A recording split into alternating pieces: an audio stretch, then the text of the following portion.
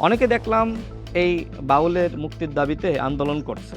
আমার কাছে মনে হয় যে তারা হয়তো এই বাউলের যে ফাউল বক্তব্য সেটি শোনে নাই। দেখেন, আমরা বাংলাদেশের মানুষ, আমরা অত্যন্ত অসাম্প্রদায়িক।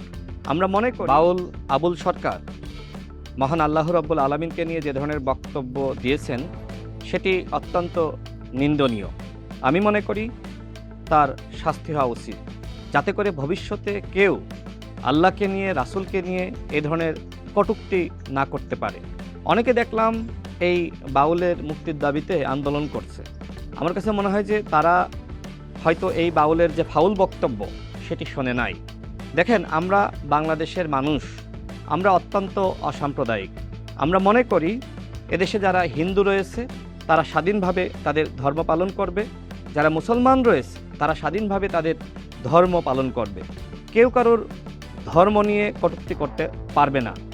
এই বাউল যে ধরনের ফাউল করেছে, আমি মনে করি তার যদি শাস্তি হয় তাহলে ভবিষ্যতে আর কেউ এই ধরনের কটূক্তি করার দুঃসাহস করবে না। দেখেন, আমি মুসলমান, আমি মনে করি এই বক্তব্যের মাধ্যমে বাউল আবুল সরকার যে ধরনের ফাউল করেছে তার কঠোর শাস্তি হওয়া উচিত, যাতে করে ভবিষ্যতে আর কেউ এ ধরনের বক্তব্য প্রদান করার দুঃসাহস না করে। আমি মুসলমান, আমার কাছে সবার আগে ধর্ম আগে।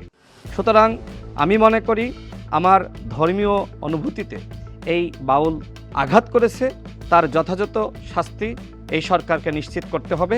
এবং একই সাথে যারা আন্দোলন করছে, আমি তাদের কাছে অনুরোধ রাখতে চাই, আপনারা আগে তার বক্তব্য শোনেন, এরপরে আপনারা আন্দোলন করেন।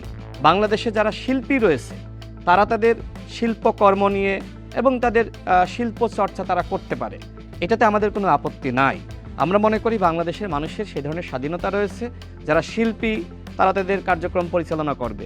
কিন্তু এর মানে এই নয় যে আপনি ধর্মকে নিয়ে আপনি কটূক্তি করবেন। হ্যাঁ, আপনি ধর্মকে নিয়ে মন্তব্য করতে পারেন, কিন্তু সেইটা যাতে আসলে ধর্মের সাথে সাংঘর্ষিক না হয় এবং ওই ধর্মের মানুষের ধর্মীয় অনুভূতিতে আঘাত না আনে। এই বিষয়গুলো আমাদের অবশ্যই লক্ষ্য রাখা উচিত।